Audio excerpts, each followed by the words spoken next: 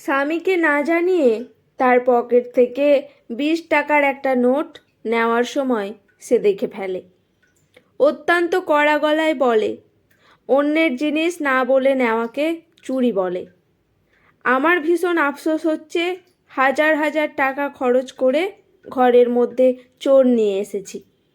অবাক হইনি, কষ্ট পাইনি, খানিকক্ষণ স্তব্ধ হয়ে দাঁড়িয়েছিলাম। শফিক তার কথায় অনুতপ্ত হয়নি, বরং কঠিন মুখে বলল, এভাবে দাঁড়িয়ে না থেকে নিজের কাজ করো। দ্বিতীয়বার এমন কিছু দেখলে তোমার বাবাকে নালিশ করতে বাধ্য হব। তার কথার জবাব দিলাম না। কী বা বলতাম আমি? না জানিয়ে নেওয়াকে চুরিই তো বলে। তবে সে কি কারণ জানতে চাইতে পারতো না? শাসনটুকু আর একটু কোমল হতে পারতো না? স্বাভাবিক ভঙ্গিতে রান্নাঘরে চলে গেলাম। চুলায় চায়ের পানি ফুটছে, এলাচের গন্ধ নাকে লাগে। খানিকটা অন্যমনস্ক হয়ে পড়লাম। আমাদের বিয়ে হয়েছে খুব বেশি দিন হয়নি, প্রায় 1 বছর। বিয়ের পর থেকে দেখি শফিক টাকা পয়সার ব্যাপারে খুব সচেতন। প্রয়োজনের অতিরিক্ত 1 পয়সাও খরচ করতে চায় না। শেষ কবে আমার হাতে টাকা দিয়েছে মনে করতে পারি না। আজ তাকে না বলেই টাকাটা নিয়েছিলাম প্রয়োজনে। বয়স্ক মহিলা শাকের ঝুড়ি নিয়ে বাড়িতে এসেছিল। রোদের মধ্যে হেঁটে তার অবস্থা ভীষণ কাহিল হয়ে পড়েছে। শাশুড়িমা বললেন, বৌমা, কিছু শাক কিনে রাখো। শাকের টাকা নিতেই ঘরে এসেছিলাম। শফিক ঘরে ছিল না। ওদিকে বৃদ্ধার অনেক তাড়া, সামান্য সময়ে দেরি করতে চাইছে না। শফিক টাকা পয়সা পকেটেই রাখে। ভেবেছিলাম পরে জানিয়ে দেব, তবে এমন কিছু আশা করিনি। অবশ্য যা হয় ভালোর জন্যই হয়। আমার একটা শিক্ষার প্রয়োজন ছিল। অন্যের টাকাকে নিজের মনে করতে গিয়েছিলাম। আসলেই কি তাই?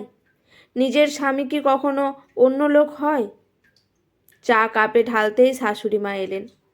কোমল গলায় বললেন, তোমাকে এমন দেখাচ্ছে কেন? কিছু হয়েছে? মাথা দোলালাম। খেয়াল করলাম চোখ থেকে পানি পড়ছে। ধরা গলায় বললাম, না মা, কিচ্ছু হয়নি। তিনি আমার কাঁধে হাত রাখলেন। শীতল গলায় বললেন, শফিক কিছু বলেছে? শাশুড়ি মা বুদ্ধিমতী মহিলা। শত চেষ্টা করেও তার কাছ থেকে কিছু লুকাতে পারলাম না। সব কিছু শোনার পর তিনি দীর্ঘশ্বাস ছাড়লেন। বিমর্ষ গলায় বললেন, শফিক তার বাবার মতো হয়েছে। ওরা মনে করে মেয়ে মানুষের হাতে টাকা দিলে তারা নিয়ন্ত্রণের বাইরে চলে যায়। ঘরের বউয়ের লাগাম ছাড়া উচিত না। এমন মনে কেন করে? মানুষের কি প্রয়োজন অপ্রয়োজন থাকতে পারে না? আমি তো তাকে বলতাম, মন খারাপ করো না মা, কিছু কথার উত্তর কথায় নয়, কাজে দিতে হয়। আমি ঠিক বুঝলাম না। তিনি মুচকি হাসলেন, কোমল এবং সিন্ধু হাসি। তাকিয়ে থাকতে ইচ্ছে করে। পরের দিন শফিক অফিসে যাওয়ার পর শাশুড়ি মা আমার ঘরে এলেন। 1000 টাকার 4টে নোট হাতে দিয়ে বললেন, নিজের পরিচয় তৈরি করার জন্য নিজেরই কিছু করা উচিত, তাই না? ফ্যাল ফ্যাল করে তাকালাম। শাশুড়ি মা বললেন, তুমি নিজে কিছু করার চেষ্টা করো। আমার কাছে এর থেকে বেশি নেই। এটা খুব বেশি মূলধন নয়, তবে শুরু করার জন্য যথেষ্ট। মা, শফিক হয়তো রাজি হবে না। বিয়ের আগেই বলেছে এসব কিছু তার পছন্দ না।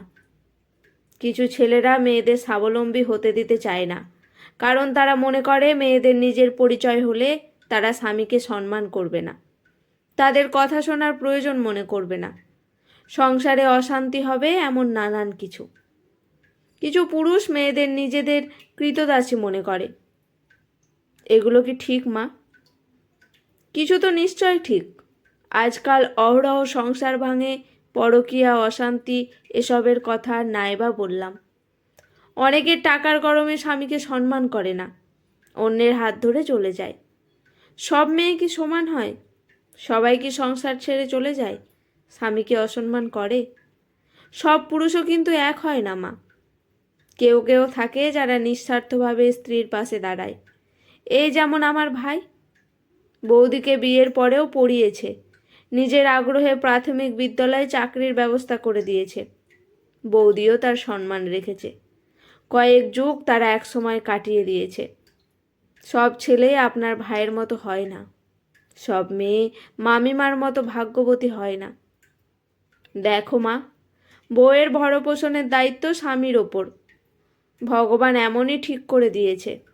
ছেলেরা বাইরের দিক সামলাবে, মেয়েরা ঘর। এটা পারস্পরিক সহযোগিতার মাধ্যমে সুন্দরভাবে বেঁচে থাকার একটি পন্থা, যেখানে দুজন দুজনের ওপর নির্ভরশীল।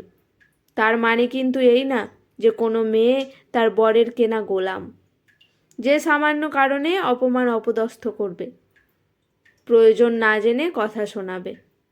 আপনি আমায় কি করতে বলছেন? তুমি ঘরে বসে কিছু রোজগারের চেষ্টা করো, হাঁস মুরগি পালন করতে পারো, যতটুকু পড়াশোনা করেছো সেটাও কাজে লাগাতে পারো।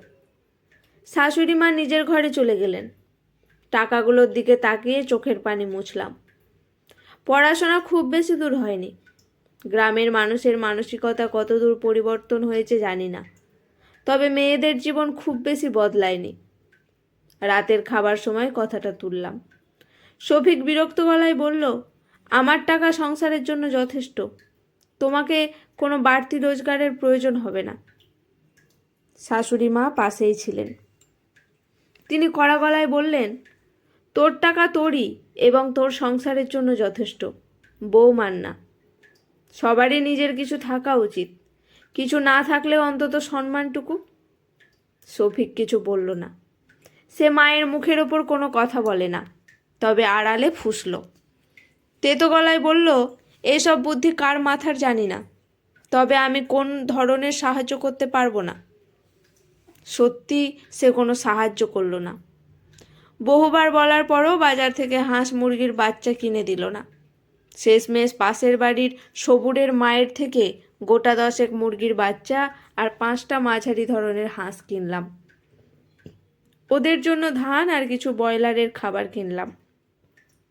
শাশুড়ির মা কথা বলে সবুরের টিউশনই আমার কাছে ঠিক করে দিল। বাচ্চা ছেলে, স্বরবর্ণ ব্যঞ্জনবর্ণ শেখাতে হবে। মাসে 400 টাকা। সংসারের কাজের ফাঁকে এতটুকু সময় হয়েই যায়।